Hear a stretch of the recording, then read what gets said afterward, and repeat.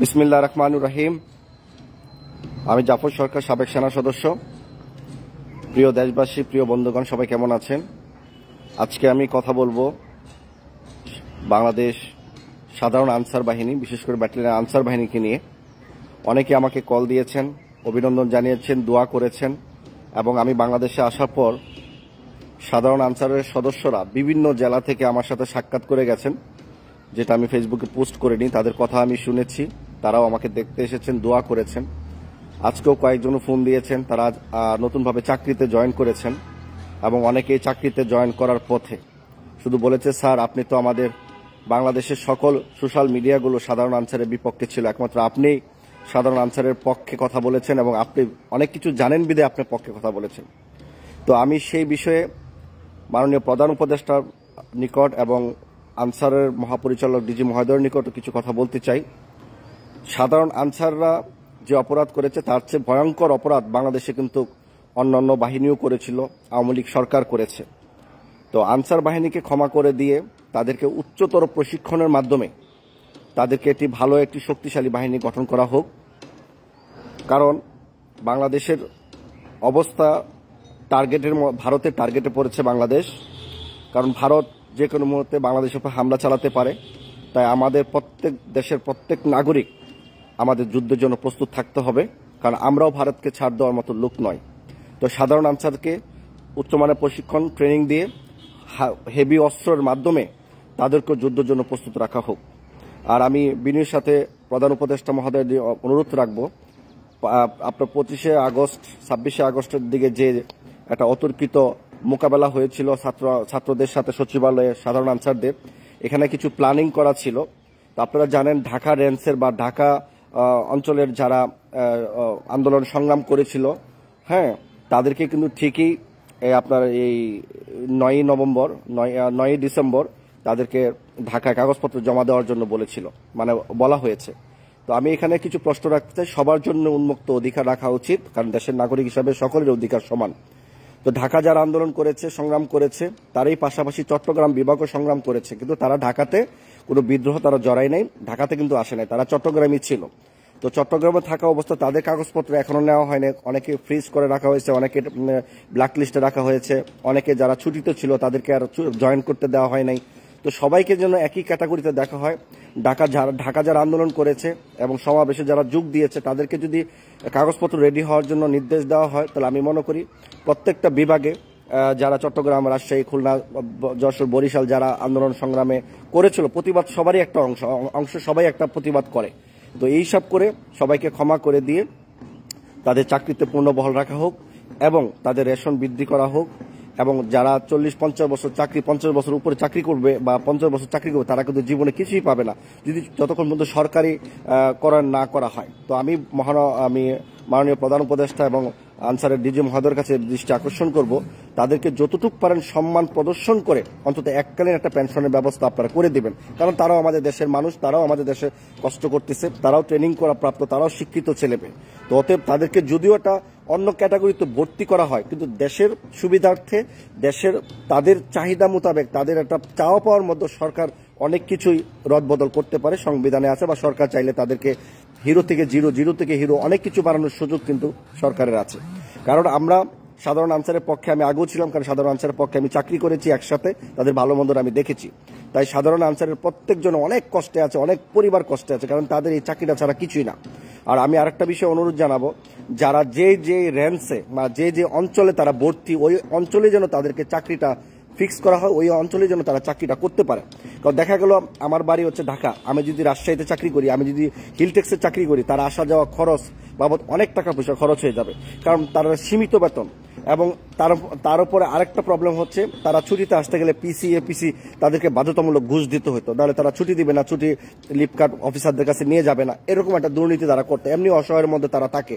তাই যার রেঞ্জ কুমিল্লার অঞ্চলের ভিতরে কুমিল্লার লোকেরাই চাকরি করবে, ঢাকার চাকরি করবে, তাহলে আসা যাওয়া অন্তত খরচগুলো কম হবে। যেরকম মানে প্রাথমিক শিক্ষকরা যারা চাকরি করে ম্যাক্সিমাম তাদের হেলথে যারা চাকরি করে, ফ্যামিলি প্ল্যানিং এ যারা চাকরি করে, ম্যাক্সিমাম যার এলাকাতে কিন্তু চাকরিগুলো করে। তো সাধারণ আনসারের বিষয়টা বিবেচনা করা হোক। যদি তাদেরকে সরকারিকরণ করা হয়, উচ্চ প্রশিক্ষণ দেওয়া হয়, তখন তারা সারা বাংলাদেশে পোস্টিং নেবে অন্যান্য সামরিক বাহিনীর মতো, প্রশাসনের মতো। আমাদের কোনো আপত্তি নেই, তখন তারা এটা মেনে নিতে কোনো সমস্যা হবে না। তো আমি ভারতের এই লাইভটা করার উদ্দেশ্য হচ্ছে ভারতের যুদ্ধের জন্য আমাদের সকলকে প্রস্তুত থাকতে হবে। আমরা কিন্তু ভারতকে ভয় পাই না। বাংলাদেশে 18 কোটি মানুষের মধ্যে 10 থেকে 12 কোটি লোকই আমাদের স্বয়ংসম্পূর্ণ যোদ্ধা। 10 বছরের ছেলেরা আমরা ভারতের বিপক্ষে যুদ্ধ করার মতো ক্ষমতা আমরা রাখি। হ্যাঁ, ভারতে অনেক শক্তিশালী রাষ্ট্র, বড় রাষ্ট্র, এটা মানি।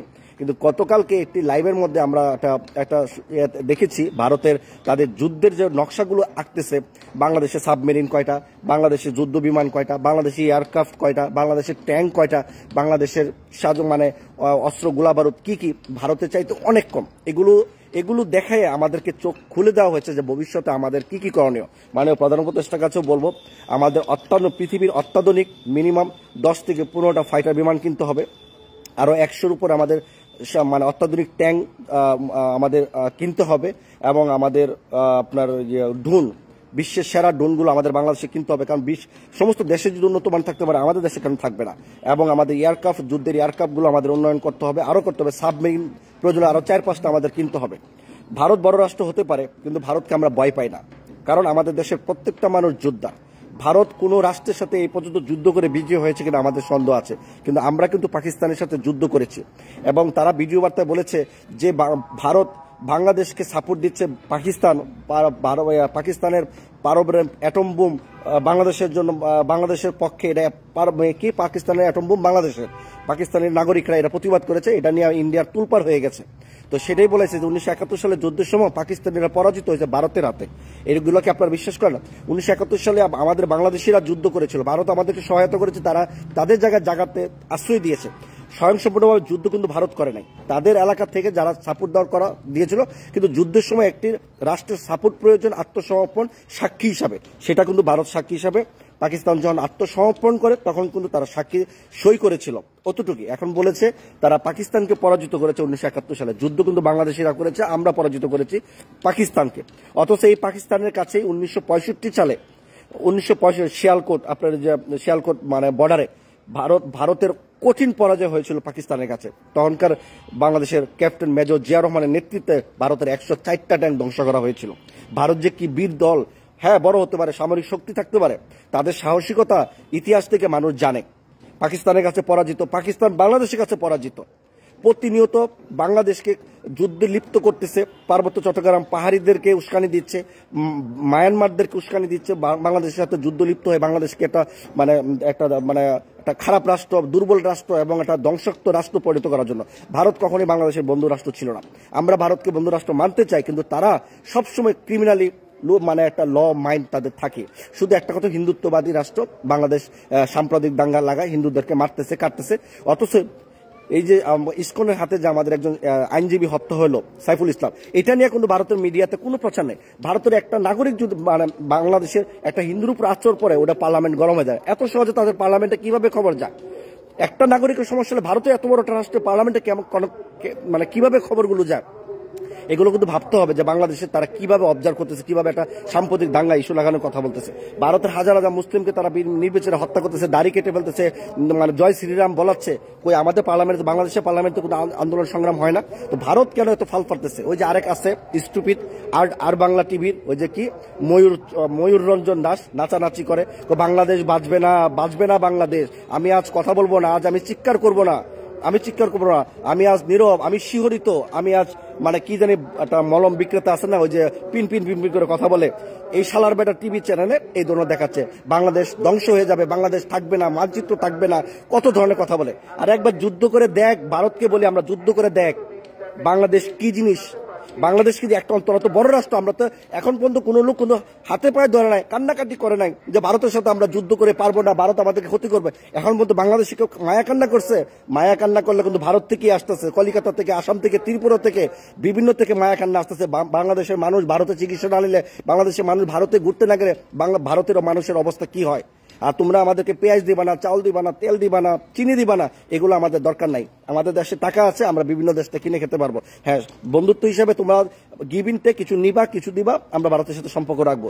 যুদ্ধ যদি জড়াও আমরা যুদ্ধ করব। মনে রাখো না, তোমার বড় বড় পৃথিবীর বড় বড় অনেক রাষ্ট্রগুলো কিন্তু ধ্বংস হয়ে গেছে ছোট ছোট রাষ্ট্রের সাথে যুদ্ধ করে। এই কথাটা আমি একটু মনে করে দিই। এখন ট্রান্সলেশন মানে এগুলো খুঁজে বের করুন, বড় বড় রাষ্ট্রের সাথে কোন কোন ছোট রাষ্ট্র যুদ্ধ করছে। সমস্ত ছোট রাষ্ট্র এখন একসময় বিজয়ী হয়েছে। তত আমাদের 18 কোটি মানুষ আমরা ঐক্যবদ্ধ আছি, মেয়ে ছেলে না, আমরা সবাই যুদ্ধ করতে রাজি, আমরা সবাই যুদ্ধ করব, যুদ্ধ করতে জানি। যেমন আমি সামরিক বাহিনীতে ছিলাম, আমি এলএমজি ম্যান ছিলাম।